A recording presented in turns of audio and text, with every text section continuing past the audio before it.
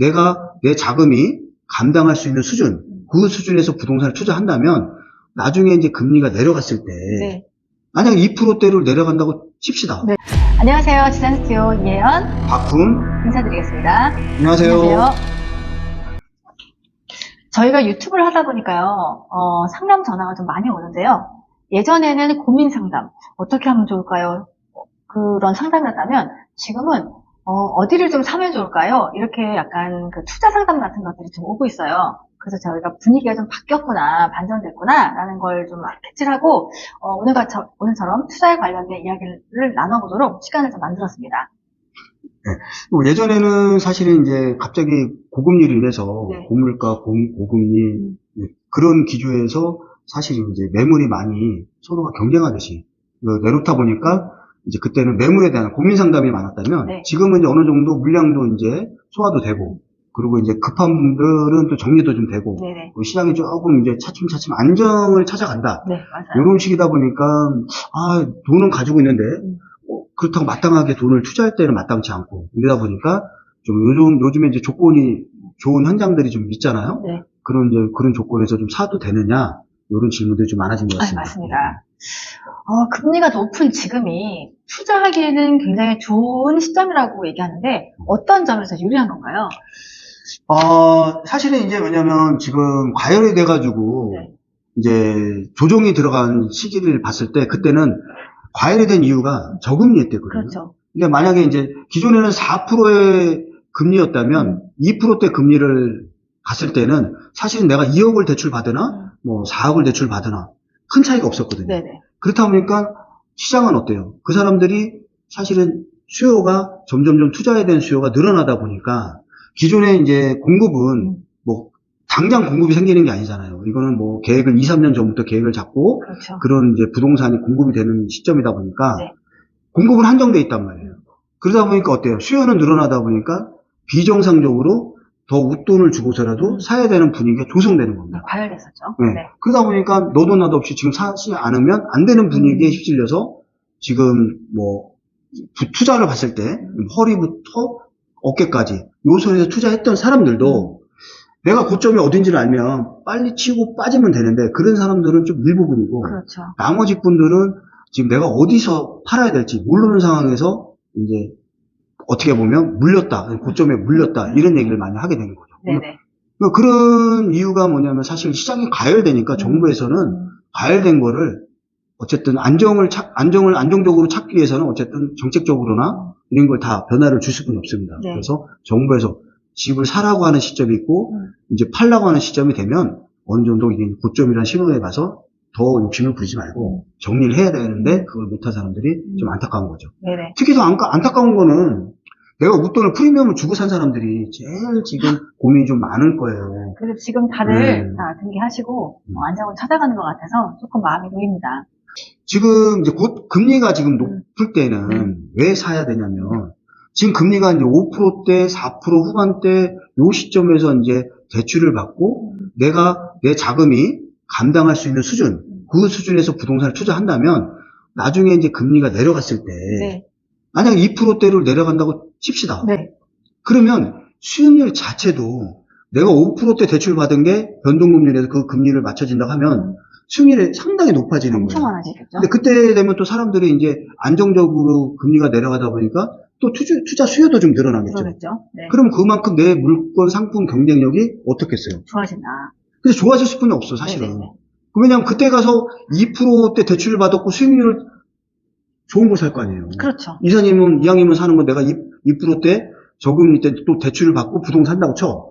최종을 사죠. 이제 임대 수익률 높은 걸 더 살려고 할 거 아니에요. 네네. 그만큼 가치가 더 높아진다는 거예요. 그렇죠. 그래서 제가 이제 말씀드리고 싶은 건 뭐냐면 사람이 주식에도 이제 공포에 사서 뉴스에 팔아라 이런 말이 있어요. 그러니까 뭐냐면 이제 호재에 사는 게 아니라 남들이 다 사고자 할 때 사는 게 아니라 내가 살 수 있는 선택폭이 넓을 때 그때가 지금 이런 고금리 사이클을 보면 지금 이제 상승기 피크기 넘어서 하락기를 접어들었잖아요. 네. 지금은 이제 조금 이제 조정기 안정적으로 좀 찾아가는 바닥을 다지는 시기에 이 시점에서 내가 감당할 수 있는 돈의 수준, 그 수준에서 투자하면 안정적이다. 그것도 장기적으로요. 네. 단기간에 보시면 안 되고 네네. 그렇게 계획을 세워서 투자하면 좋다. 그렇게 말씀드릴 수 있습니다. 무리하지 않고. 네, 그럼요. 네, 맞습니다. 저희가 지식산업센터 전문 분양 대행을 하는 회사잖아요. 이런 입장에서 고객분들이 주택이랑 비교했을 때 수익성과 안정성, 뭐 또 예를 들면 뭐 임대 수익이라든지 뭐 시세 차익이라든지 규제 이런 측면에서 어떤 차별점이 있는지 이거 되게 많이 물어보세요. 그러니까 사람들이 이제 아파트라고 하면 내가 살 공간이니까 주거니까 네네. 좀 마음이 제일 편하고 제일 쉽게 접할 수 있는 부동산 상품이라면 네네. 지식산업센터는 좀 약간 생소한 상품이잖아요. 그렇죠. 하고 이제 일자리에 관련된 어쨌든 수익형 부동산이다 보니까 네. 이제 아파트는 주거, 이제 지식산업센터는 일자리 창출과 관련된 내가 직장이라든지 내 사업장, 요거랑 관련된 구분을 줬을 때 아파트 공급은 사실은 얼마든지 정책적으로 공급을 할 수 있는 부지가 많아요. 맞아요. 뭐 이제 기본적으로 지금 지식산업센터는 중공업 부지 아니면 공업 부지 아니면 그걸 사업을 시행을 할 수가 없어요. 공급을 할 수가 없습니다. 네네네.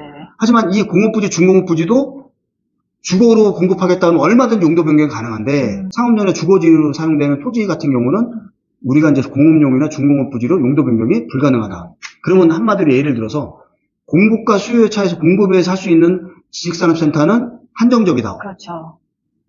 정해져 있는 토지 물량이에요. 단, 뭐 요즘 같은 이제 상기 신도시가 또 발표한 상기 신도시가 이제 개항 이제 첫 번째로 분양하고 있는데 그런 그 신도시 택지 지구에는 사실 기본적으로 요즘에는 업무지구 그리고 업무와 그러니까 집주가 가능할 수 있게끔 업무 공간을 좀 용도를 공급을 하고 있습니다.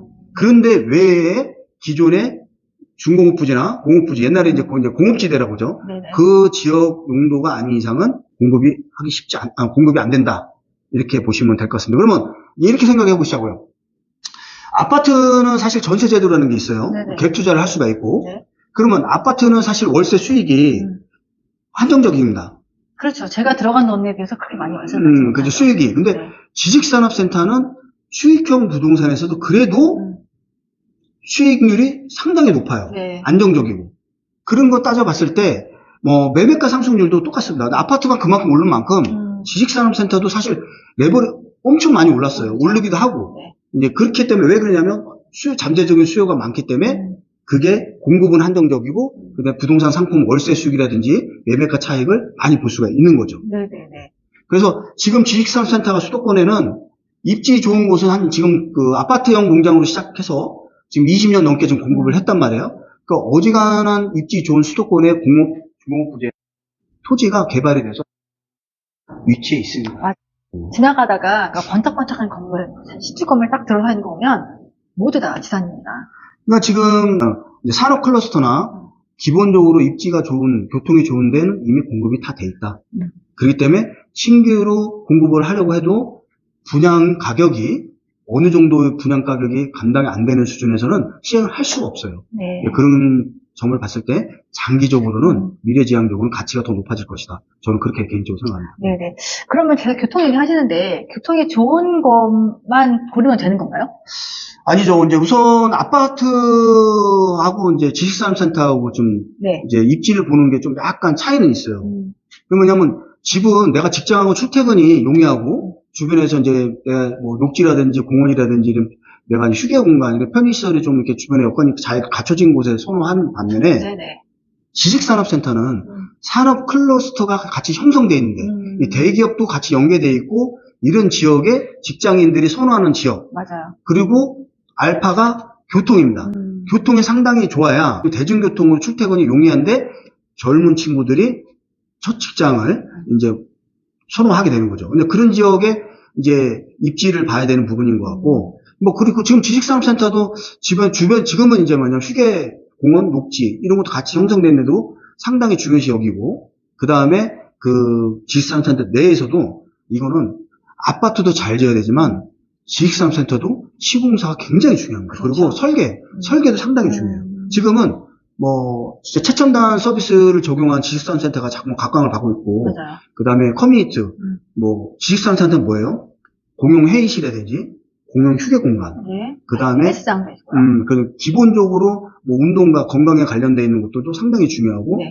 주변에 이제 녹지라든지, 어쨌든 산책로 같은 게 같이 껴있으면, 더 선호하겠죠. 옛날처럼 뭐 옛날 공업단지 생각하면 막 그 굴뚝에 연기 나오고 막 완전 다르죠. 공해가 막 이렇게 생각하시면 절대 안 되고요. 네네. 이제 첨단 산업단지다. 그렇게 생각하시면 될 것 같습니다. 돈이 좀 적으신 분들이 사실은 저 작은 돈을 투자할 수 있는 것 좀 있을까요? 라고 전화가 오세요.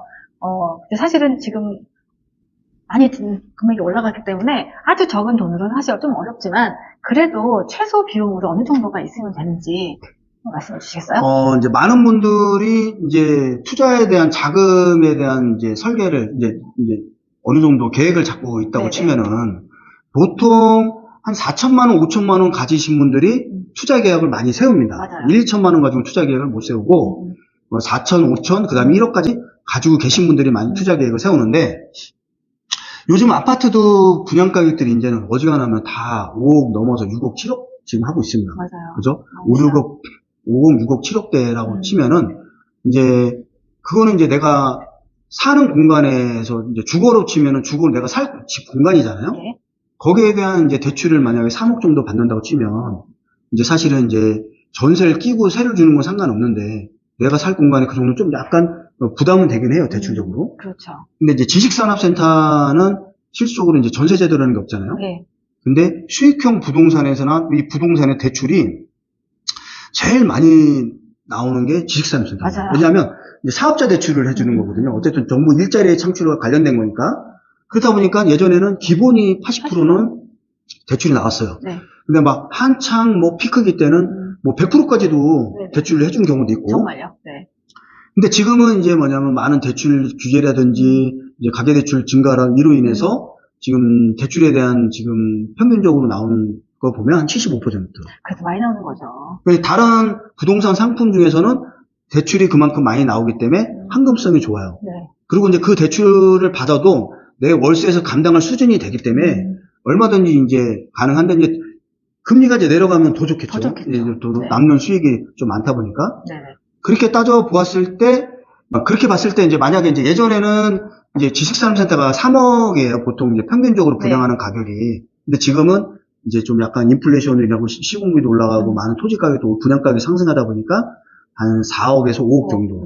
그 정도에서 계약금은 이제 10%니까 그 정도 돈은 이제 준비가 되셔야 되는 거고. 네. 그 다음에 이제 잔금 때 지금 보수적으로 잡으면 한 75%까지는 잡으시면 될 것 같아요. 네네네. 그 정도 선이면 사실 이제 10%는 내가 계약금을 준비가 됐다 그러면 잔금 때는 이제 15%가 더 필요하잖아요. 거기서 취득세 4.6%.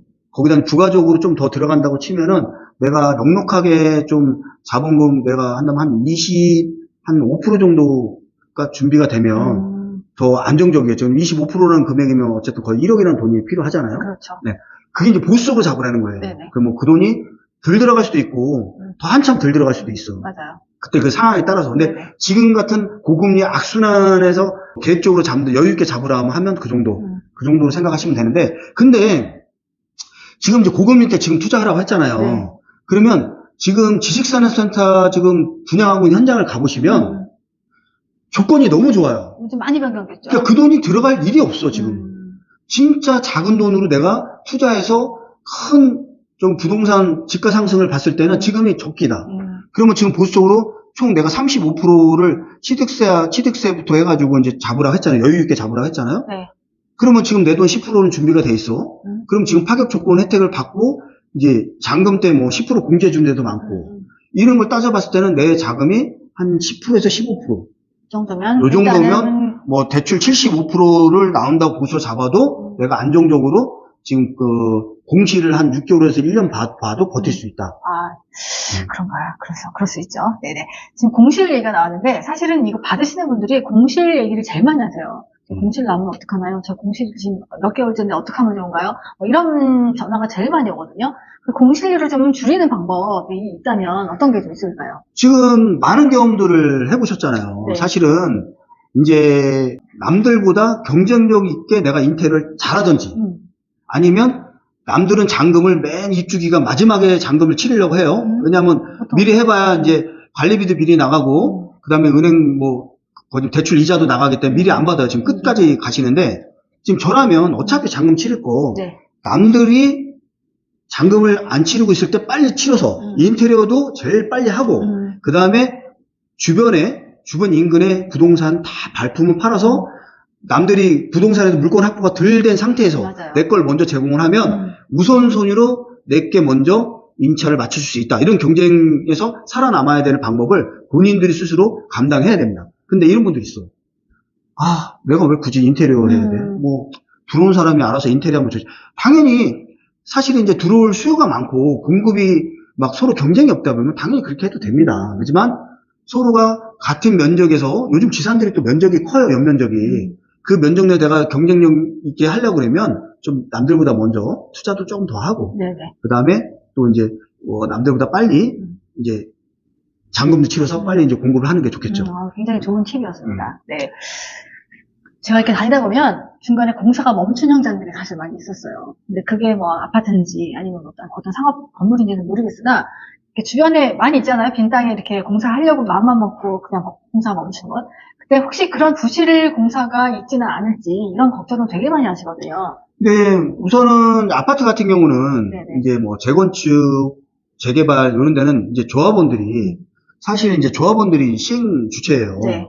그러다 보니까 이제 이제 시공사하고 이제 경쟁 입찰을 해서 시공사를 선택을 하는데 시공사들이 그 공사대금 측정한 금액에 항상 여지가 들어갑니다. 그러면 지금같이 원자재 값이 상승하고 인건비가 올라가고 공사를 할 수 없는 진행 상황이 되다 보니 조합이 어쨌든 내가 살 동안 이사를 가게 되는데 이사 가게 되면 대출을 받아서 이사를 가게 됩니다. 거기다 이자도 조합원들이 감당해야 될 수준이거든요. 그러면 그걸 이제 공사가 멈춰. 그럼 그 기간에 또 대출 이자도 많이 나가고. 그러다 보니까 주도권은 어때요? 시공사가 가지고 있습니다. 시공사가 가지고 있다 보니까 그게 이제 주체가 이제 자꾸만 이제 주도권이 바뀌는 거죠. 그럼 어쩔 수 없이 조합원들도 빠른 선택을 해서 빠른 협의를 봐서 시공을 빨리 이제 진행되게끔 잘 협의되는 데가 있고 아예 협의가 안 돼서 뭐 중단된 데 이런 데도 있죠. 근데 지식산업센터는 책임 시공을 하게 돼 있어요. 책임 시공. 네. 그래서 이제 일군 브랜드나 이제 브랜드에 있는 데는 사실 분양률이 저조하더라도 준공까지 이제 책준이라고 하죠. 책임 준공이라죠. 책준을 하게끔 돼 있어서 공사를 계속 진행합니다. 그런 부분의 염려는 안 하셔도 된다. 이렇게 보시면 되겠고요. 이제 이런 경우는 있죠. 시행 시공을 같이 하는 이제 업체가 있어요. 근데 이제 시공 능력에서 좀 감당하지 못할 수준이 돼버리면 이제 그런 문제는 발생할 수 있죠. 그런데 거의 대부분 지식산업센터는 책준을 위해서 진행을 하기 때문에 그런 걱정은 안 하셔도 된다고 말씀드리겠습니다. 그럼 일군 브랜드가 하는 대로 계약을 하시면 되죠. 그렇죠. 우선은 뭐 시공 능력 평가가 안정적인 그 건설회사가 시공을 한다 그러면 걱정 안 해도 돼요. 그렇죠. 시장 상황에서 지식산업센터의 상승 가능성은 지금 얼마까지 보실 수 있을까요? 지금 이제 고점 대비 한 30%에서 40% 좀 떨어졌다고 봤을 때 지금 이제 많이 이제 시장이 안정을 지금 찾아가고 있는 시점이거든요. 그러면은 지금 이제 하락기에서 지금 조정기를 거쳐서 한 3년 정도 이제 조정기를 거치고 나면 시장이 안정적일 거예요. 그럴 때 지금 같은 30%, 40%에서 접근을 했을 경우 나중에 이제 고점을 향해서 이제 다시 안정을 찾아간다. 고점을 위해서 이제 달려가는 시점이 또 오게 됩니다. 그렇죠. 그러면 이제 장기적인 투자로 접근하게 되면 지금 같은 파격적이고 조건이 좋을 때 투자를 했을 경우에는 향후 이제 어느 정도 지금 그 전에 고점을 찍었던 거에 대한 프리미엄을 먹고 들어간다. 저는 이렇게 생각을 하거든요. 어느 정도의 안전마진이 있다. 그렇죠. 예. 분양 물건을 따져보면 지금 이제 지식산업센터 같은 경우는 계약금 10%가 들어가잖아요. 그러면 이제 27년도 준공을 앞두고 있는 현장이나 26년도 앞두고 있는 현장이면 아직까지도 이제 시간 가치가 좀 남아 있잖아요. 그럼 그때 입주를 해서 임차를 맞추고 그리고 한 3, 4년이 지나면 그 정도의 내가 이제 가치를 더 크게 반영을 해서 그 정도 프리미엄은 먹고 들어가지 않을까. 3, 40%는 충분히 보장이 되어 있는 시장이 아닌가 이렇게 봅니다. 지금 뭐 계속 교통도 얘기하셨고 뭐 인프라도 얘기하셨고 가격도 얘기하셨는데 이런 조건에 딱 맞는 어떤 현장이 있으신 거죠? 저희 철인그룹에서 지금 안정적이고 가성비 좋고 조건 좋은 현장에 이 조건에 부합하는 현장을 지금 맡아서 진행하고 있습니다. 네. 어디냐면 트리플 역세권으로 이제 급행 정차역 지금 1호선, 4호선이 지금 운행 중이고 있는데 네. 그 시점에 가까이 있는 금정역과 가까이 있는 호계에 이제 디지털 엠파이어 평촌 비즈밸리라고 옛날 구 LG전자 연구소 부지입니다. 네네. 그 뒤쪽은 이편원성 아파트를 지금 짓고 있고 네. 그 부지 앞에 저희 디지털 엠파이어 평촌 비즈밸리라는 지식산업센터를 대림건설에서 네. 지금 시공을 잘 하고 있습니다. 아, 네. 건설은 대림건설이고 시행은 어디죠? 시행은 저희가 지금 KTNG라고 네. 옛날에 담배임상공사 네네. 안정적인 자본을 지금 가지고 있는 그런 탄탄한 시행사가 지금 시행을 하고 있고, 그래서 이 현장은 특히 장점이 뭐냐면 자기 돈으로 시행한 부지예요. 그렇죠. 그래서 신탁 계좌가 아니라 자체 KTNG 그 계좌로 계약을 하게 돼 있습니다. 그렇기 때문에 시공비도 지금 선 지급을 다 했어요. 시공비를 자체 자금으로 다 해결하고 있습니다. 그래서 대출이나 뭐 PF 없이 그렇게 진행하는 현장이 PF 없이 진행하는 현장이다. 그래서 최고와 최고의 만남이 지금 짓고 있다. 그렇게 네. 보시면 되겠습니다. 현금 부자인 회사에서 짓는 거니까 사실 그만큼의 혜택이 있을 것 같아요. 그리고 지금 현재 이제 분양 가격이 놀라지 마세요. 네. 정말 가성비가 좋은 게 지금 1,100만 원대 그렇구나. 분양하고 있습니다. 제가 사실 지산 뉴스하지 않습니까? 그러면 제가 그 가격을 다 알고 있어요. 전국에 있는 가격을 다 알고 있는데 1,100만 원이면 한 3년 전 가격대입니다. 그리고 지금은 더 이상 찾아볼 수 없는 이런 가격대에서 파격적으로 하는 것 같아요. 지금 이제 1,100만 원대 분양을 하지만 또 준공 시점이 27년 4월이에요. 입주가 아직 2년이 더 남았습니다. 그런데다가 지금 계약금 10% 중에 5% 이제 5% 계약금에 나머지 5%는 무이자 대출을 해주고 있어요. 그런데다가 또 계약하신 분들한테 계약 축하금 5%를 또 지급을 합니다. 네. 그러면 지금 현재 내가 계약은 5% 내 자금 4억짜리면 2천만 원 가지고 계약을 진행을 했고, 그 다음에 5%는 은행에서 무이자 대출을 받아서 지급을 하고 나머지 5%를 돌려받게 되면 그럼 내 자본이 없이 계약을 하게 되는 거죠.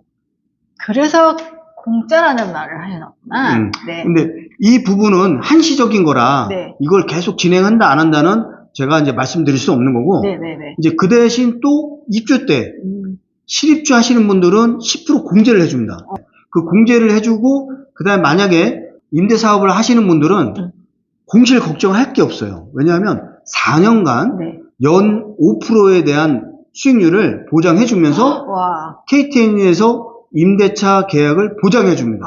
네. 그렇기 때문에 사실은 4억짜리면 2천만 원을 1년에 2번 1월달, 7월달 나눠서 미리 선지급을 받아요. 그렇기 때문에 4년 동안은 내 공실 걱정이 없다. 그리고 임대 수익률을 5%, 공급가의 5%를 보장을 해주기 때문에 정말 수익률도 너무 좋다. 이렇게 보시면 될 것 같습니다. 이보다 더 좋은 현장은 없는 것 같아요. 진짜. 그런데다가 이제 금정역은 트리플 역세권에서 이제 8분에서 9분 거리에 있지만 반대로 이제 주 출입구에 그 경수대로가 있는데 디지털 엠파이어 주 출입구에 거기서 한 도보로 한 7분 정도 거리에 인도권에서 동탄으로 이어지는 인동선 그 가칭 호계역이 28년 또 개통 예정입니다. 그래서 요즘에 저희가 쿼드러플 역세권이다. 그쪽에서 이제 출근하는 직원들 상당히 좀 편하겠죠. 그리고 여기가 이제 LS 그룹하고 같이 형성되는 업무지구예요. 네네네. 그렇기 때문에 SK V1이란 지식산센터 또 업무지구랑 같이 함께 믹서가 돼 있고, 그리고 교통도 좋고, 또 주거 아파트들이 주거지가 거의 10만 명이 살 수 있는 공간이 바로 주변에 다 있습니다. 신축 아파트들이. 그때 직주 근접도 가능하고, 그리고 미래 상승 가치도 상당히 높다. 이렇게 가성비 좋은 현장, 이렇게 파격적인 좋은 혜택, 이런 걸 누릴 수 있는 지금 현장에 많은 분들이 계약이 지금 완료가 됐어요. 맞아요. 그렇기 때문에 정말 좋은 현장이다. 저는 강력하게 추천드릴 수 있습니다. 네. 아까도 말씀드렸지만 지금 고금리에 사는 게 맞고요. 고금리에서 지금 고금리에 더 오르지는 않습니다. 우리 경제 구조 자체가. 그러면 많은 조건에 많은 혜택을 보면서 저렴하게 가성비 좋은 물건을 내가 투자를 했다 치면 향후 나중에 미래 가치 상승은 보장되어 있는 그런 지산이다. 지식산업센터다. 이렇게 말씀드리면서 맞습니다. 네. 오늘은 여기까지. 다음에 또 만나요. 만나요.